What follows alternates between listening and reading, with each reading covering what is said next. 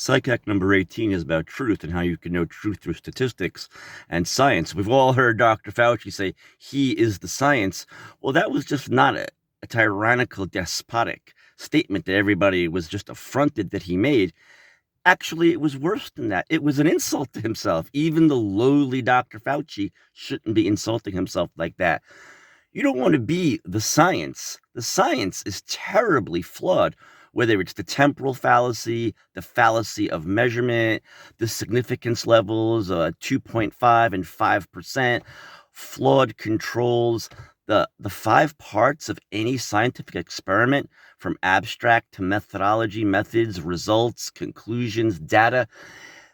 Science is really hard. It's really difficult. Unlike Al Gore and AOC and Dr. Fauci, who's a scientist but is really just a politician, science is really so hard to do.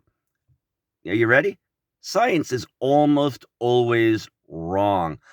I'm a retired psychologist. When we had to try to do experiments, it was a joke. We would all be crying in the corner, drinking martinis. You couldn't get a rat to go through a maze to pick up some food that had thiamine in it and then compare that to niacin.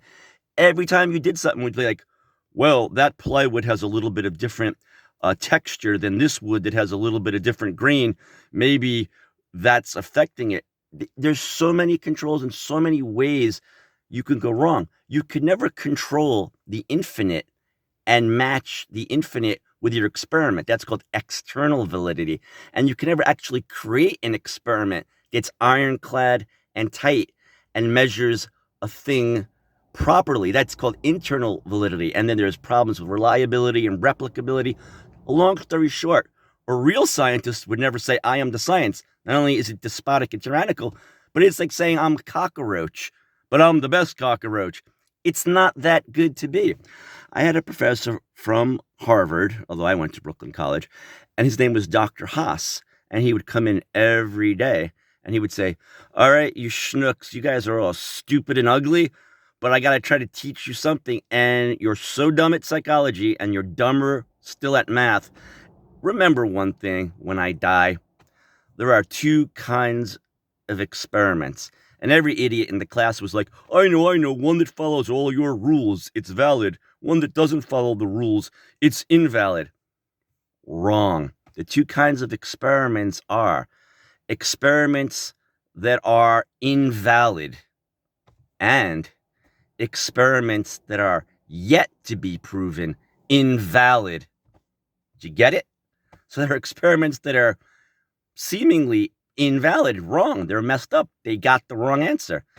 Then there's that other group of experiments. Those are the experiments that have yet to be proven invalid. They also have just this wealth, this abundance of flaws in their data collection.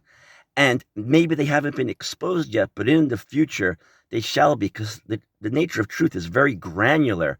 And before you can get down to an exact and absolute truth of any situation, even trying to get a rat to take niacin over thiamine, let alone figure out global temperature occurrence and whether it's rising or lowering.